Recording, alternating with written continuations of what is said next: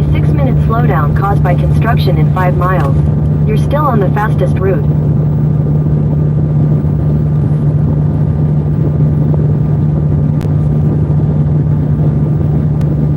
There we go.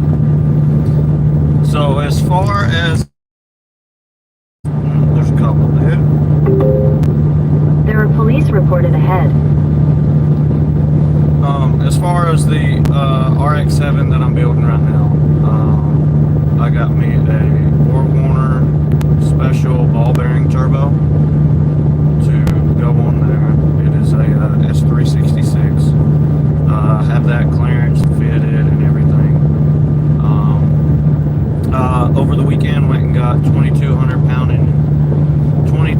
cc injectors for my secondaries, and I got 850 primaries.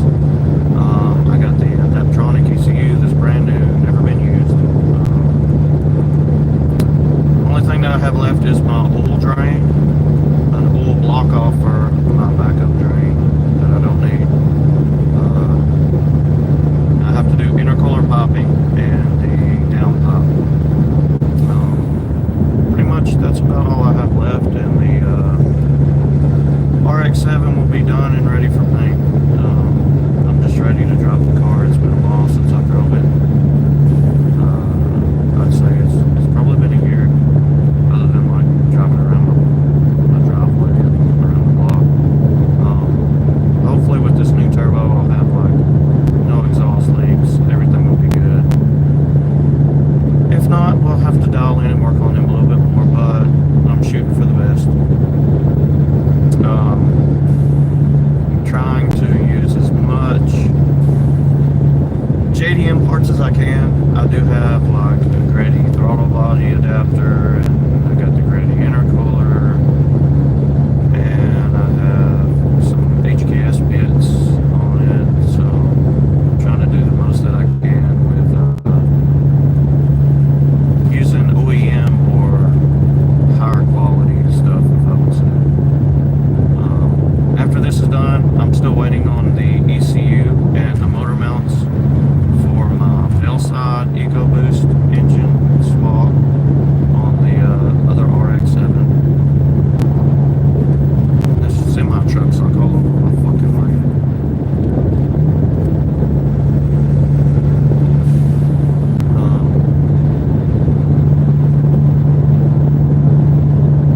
But yeah, I need to focus on my 240 pretty soon. I'm doing a drift build on it. I'm going to go with the adjustable arms all around in the rear and in the front. It's already got the Skyline body conversion on it. And let me go ahead and get over it so these people can get around me. Oh, these fucking semi-trucks. They just keep jumping in my damn lane.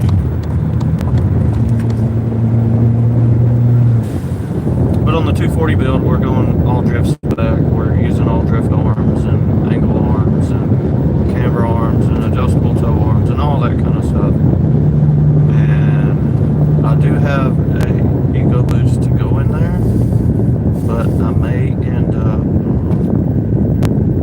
doing a LS or a 2J swap. I would really like a 2J, but they're heavy. I've been watching a lot of stuff on people with the Vortec 4200 inline sixes, and there's a couple people putting them in 240s, and it seems like they can fit pretty decently. You have to get a custom live wheel and a custom wheel pan. But aside from that, they fit.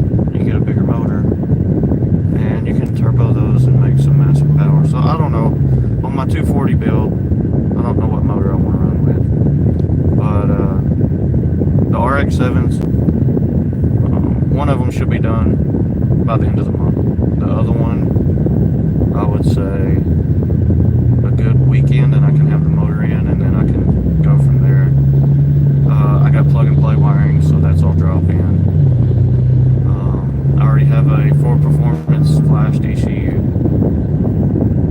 I'm not shooting for crazy horsepower on the car. I'm just shooting for 400, which I think that's plenty in a daily driver car. So 400 horsepower in a daily car that don't weigh 2,800 pounds. That's pretty good. I may end up doing a lightweight body on the car. But yeah, that's about it on those. I have to get my RX-8 rebuilt soon. I got a buddy down in Atlanta that's going to do it for me, most likely. And my right-hand drive Cosmo, it's running good. I drove it to the Dills Gap Rotary Rally last weekend, and it was good the whole way there. I drifted around the mountains with a few buddies. Met tons and tons of people. I think there was about 300 RX cars there.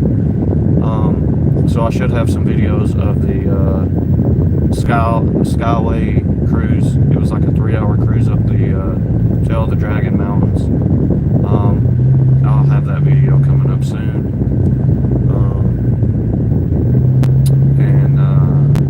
Because of the tariffs and all this at work, they have announced that we may end up going to a 4-day work week, 8 hours a day, with a voluntary Fridays. So you can come in and work, or you can just stay home, not get paid. I kind of want to get paid, so I may just work half days. That way I got more time to work on some cars at home and some bikes at home. My Yamahas, my R6 and my R7, both of them need a little bit of tinkering with them. My R6 needs a new thermostat. Other than that, it's good to go. My R7 is like practically brand new, but it's been sitting, so I started to drive it and had some bogging issues. Emptied the gas tank out and filled it with fresh 93. Seemed to fix a lot of it, but it still feels like it's a little down on power. So I'm going to go ahead and do got a set of NGK iridiums. So those will be going in the R7, and then I'll send the ECU out for a tune. It's already got the intake and exhaust mods on it, so it's due for a tune anyway. So hopefully everything will be good to go here shortly. Like I said, there'll be videos up of the Dills Gap Rotary Rally cruise. I didn't stay the whole week like a lot of people do. I just went for the one cruise day through the mountains. I should have stayed longer. I kind of regret that I didn't. But after the 2-hour drive there and the 2-hour drive home and the 2-hour drive cruising, I just got tired of driving, honestly. So I just kind of turned around and went home. But yeah, there'll be plenty of more videos coming up soon. I've already have everything recorded. Everything's on my GoPro. I just got to do some editing and some uploading, and not so much RX-7 stuff of me working on the car. Maybe just showcasing the ball bearing turbo that I'm upgrading to instead of the traditional one-corner. But most of the videos that I'll have coming up are either going to be car show videos or like how-to videos on the EcoBoost engine swap into the RX-7. I know that's not an engine swap anybody has done yet. There's been 2 or 3 other people talking about it, but they said that they're kind of just in the processing of their minds that they haven't even bought everything. Whereas I have the motor, flywheels, triple plate clutch from McLeod. I got transmission options.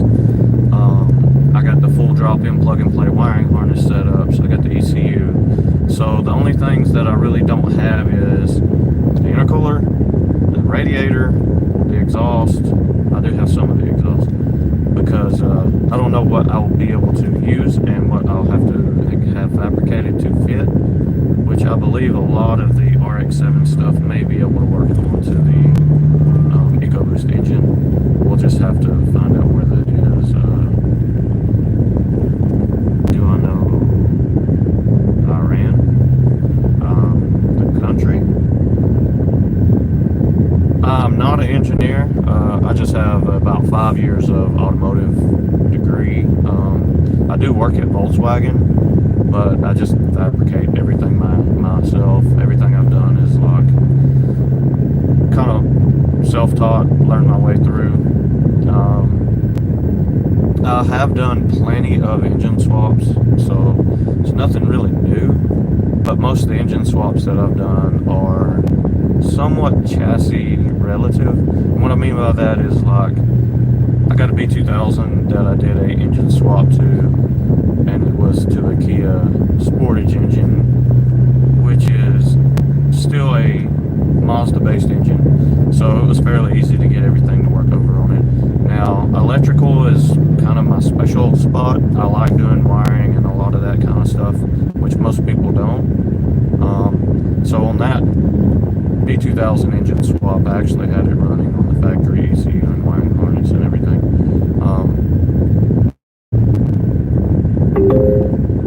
There's a lane closure ahead. Now, as far as welding and fabricating, I can tack weld. I can't weld. I usually have to tack weld, take what I need, and go get somebody else to do it, just because I want it to be top notch. I can weld enough to get it to stay where I need it. I can't weld aluminum, so I have to get outsource people to do that for me. Which that's one thing I'm trying to do now. I've called a couple places today, and not many of them can do intercooler popping.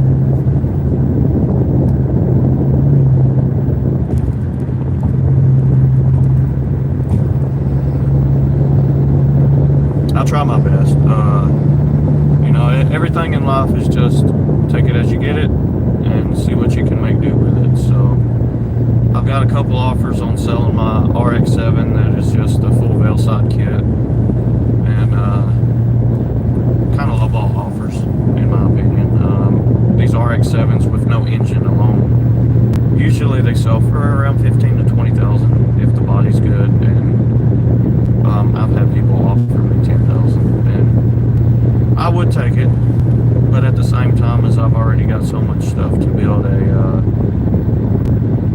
full car and have it as a good daily driver, and that's what I plan on doing. So, what's $10,000? I mean, really, I'm not hurting. I mean, in half a mile, keep left. Stay on $10,000, I could make that in a month. I could make that with some overtime at work. I mean, that's really not that hard to do. It's just freeing up resources to get time to work on my own projects. I guess that's a little hard. And I do everything on my own, other than like taking stuff to a shop and say, hey, tack weld this for me. But I don't have anybody coming over and helping me for the most part. Every now and then I'll get a buddy that might swing by and help me knock a couple of things out. But if I'm wrenching, it's me on my own stuff. Yeah, I'll have some videos coming out soon, and hopefully everybody can just kind of see like life through my eyes, and what I like to do for fun, and working on cars to me is fun. I enjoy it. It's a stress reliever. It helps with depression in my case, because when you're depressed, a lot of it's caused by anxiety, and I feel like you're overthinking all these things that can go on, or what's upsetting you, or what's bothering you. And when I go outside and I'm working on something, I'm not thinking about all those other issues that are going on. I'm just focusing on what I'm working at. Pretty much what they say is like, the task at hand gets more focus. And that's pretty much where I'm at. If it helps to relieve stress, I feel like that's the best motivation in the world, and then you have an outcome from it. You can go outside and work on something, and then it might take you a couple months to get everything where you want it perfectly on, a bigger build, but you have the joy and satisfaction of, oh, I did this, and you can go out there and you've got something that you can enjoy, and you can drive around, and you got power out of, and it's fun. But yeah, I'm rolling up to work. I'm still on interstate, but pretty close. So I'll get off here and hit y'all back. If y'all can, like, subscribe if y'all want to see any more rotary footage and RX-7 footage and any of the builds. And I appreciate you.